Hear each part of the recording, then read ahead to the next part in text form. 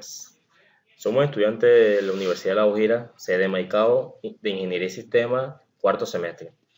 Mi grupo está conformado con Ibáñez Yureinis, Gerson Padilla y quienes hablan Luis Alberto Mangrique. La materia que estamos dando es ecuaciones diferenciales. El problema que le vamos a plantear es aplicaciones de segundo orden utilizando problemas de flotación. Principio de Arquímedes. El principio de Arquímedes es un principio físico que afirma que un cuerpo total o parcialmente sumergido en un fluido en reposo recibe un empuje de abajo hacia arriba, igual al peso del volumen del fluido que desaloja. Esta forma recibe el nombre de empuje hidrostático o de Arquímedes y se mide en newtons. El principio de Arquímedes se formula así: empuje igual a masa por gravedad igual a densidad del fluido, gravedad por volumen. O bien puede ser empuje igual a menos masa por gravedad igual a menos densidad del fluido por gravedad por volumen. Para representarlo gráficamente lo pueden observar que el barco está recibiendo una fuerza de empuje hacia arriba. Como lo estaba comentando, E es el empuje. Densidad del fluido viene siendo P sub F. B, el volumen del fluido desplazado por algún cuerpo sumergido parcial o totalmente en el mismo. G viene siendo la aceleración de la gravedad y la M, la masa. De este modo, el empuje depende de la densidad del fluido, del volumen del cuerpo y de la gravedad existente en ese lugar. El empuje, en condiciones normales y descrito de modo simplificado, actúa verticalmente hacia arriba y está aplicado en el centro de gravedad del cuerpo.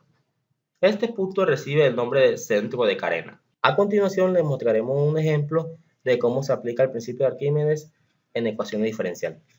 Una olla cilíndrica de radio R, altura h y densidad se encuentra flotando en la superficie de un lago, como se muestra en la figura. Inicialmente la olla se encuentra en equilibrio. De repente se sumerge una distancia x sub 0 y se suelta con velocidad igual a 0. Determine la ecuación diferencial que modela el sistema y su solución. Si la boya tiene dimensiones h igual a 1 metro, r igual a 0.5 y su densidad es de 500 kilogramos sobre metros cúbicos, determine la posición y la velocidad de la boya en todo tiempo. Si se sumerge una profundidad de x sub 0 igual a 0.01, a partir de la posición en equilibrio, recuerde que la gravedad es igual a 9,8 metros por segundo cuadrado y que la densidad del agua es igual a 1000 kilogramos sobre metros cúbicos. De acuerdo con el principio de flotación de Arquímedes, la boya se encuentra en equilibrio cuando la fuerza de flotación es igual al peso de la boya. Por otra parte, el volumen que ocupa la boya es igual al volumen igual a pi radio al cuadrado por h y su peso es igual a el peso de la boya es igual a la masa de la boya por la gravedad igual a la densidad de la boya por el volumen por la gravedad igual a la densidad de la boya pi radio al cuadrado por h por gravedad. Por otra parte, supongamos que la boya está en equilibrio como se muestra sumergida en una altura h. Como la fuerza de flotación es igual al peso del líquido desplazado, tenemos que la fuerza de flotación es igual a la masa del agua por gravedad, igual a la densidad de la boya por el volumen desplazado por la gravedad, igual a la densidad de la boya pi radio al cuadrado por la altura sumergida por la gravedad. Igualando las dos últimas expresiones, podemos obtener que la altura de la boya cuando se encuentra en equilibrio es igual. El peso de la boya es igual a la fuerza de flotación por la gravedad. La densidad del agua, pi radio al cuadrado, altura sumergida por gravedad, es igual a la densidad de la boya, pi radio al cuadrado, altura total por la gravedad.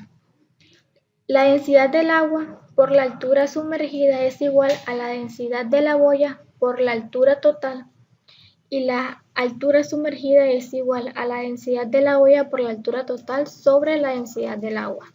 Ahora, sobre esta distancia h, sumergimos la boya una altura adicional x0 y soltamos con velocidad igual a 0.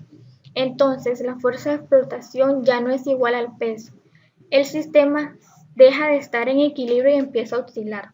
En cualquier momento la posición de equilibrio se encuentra a una distancia x con respecto al agua, como se muestra en la figura. Supongamos que x es negativa cuando la posición de equilibrio de la boya está sumergida a una distancia x. Es positiva cuando dicha posición de equilibrio se encuentra a una distancia x arriba del agua. La fuerza que siente la boya en cualquier momento es ahora.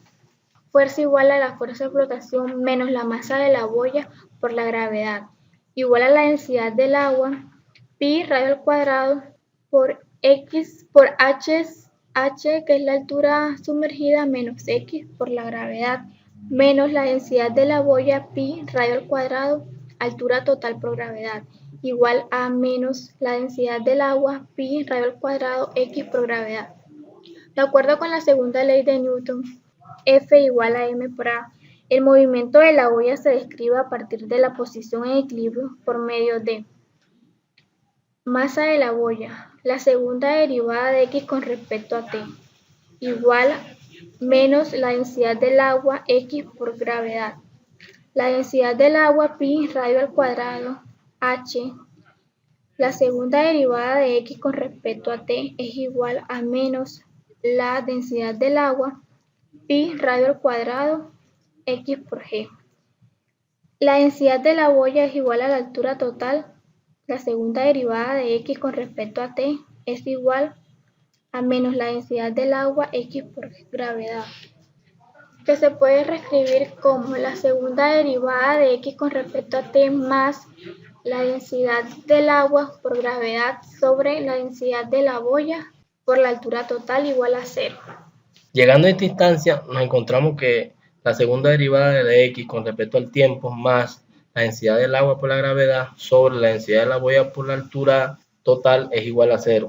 Nos encontramos con una ecuación diferencial de segundo orden homogénea porque está igualada a 0. Y nos vamos a encontrar con el caso número 3, que son raíces complejas conjugadas, porque al momento de yo reemplazar a w aquí, me tocaría reemplazar la segunda derivada de y segunda prima. Ya llegando a esta instancia nos encontramos que la segunda derivada de x con respecto al tiempo más el cociente de la densidad del agua por la gravedad sobre la densidad de la boya por la altura total es igual a 0. Nos encontramos con una ecuación diferencial de segundo orden en la que esto se podría reemplazar como la segunda derivada, que sería y segunda prima más w por y es igual a 0.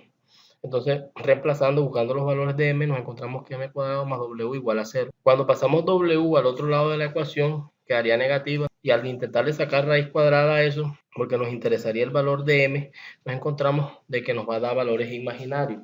Bueno, entonces nos encontramos que para calcular el valor de y sería e por alfa a la x, que multiplica a c1 más coseno de beta x más c2 por seno de beta x. Entonces, al calcular los valores estos, nos encontramos de que sería un valor imaginario donde alfa vendría siendo 0, y al reemplazar alfa por 0, esto nos daría e elevado a la 0, que sería 1, y al multiplicarlo nos quedaría solamente c1 por coseno, lo que nos mostró la diapositiva anterior.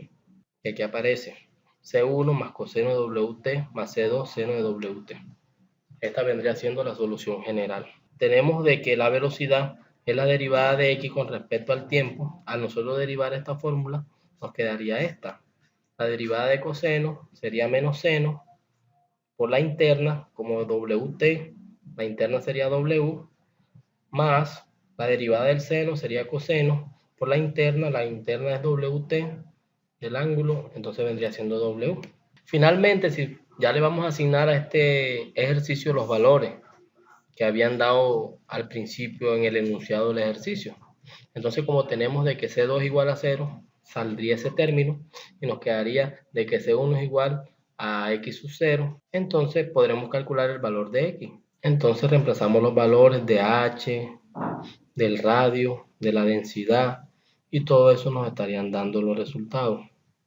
Entonces tenemos que x con respecto al tiempo sería igual a 0.01 por coseno por 4.4247, que habían sido las condiciones iniciales que nos habían dado. Y al calcular la derivada, de x con respecto al tiempo para calcular la velocidad, nos daría este resultado. Todo tenemos que tener claridad de que están en radianes.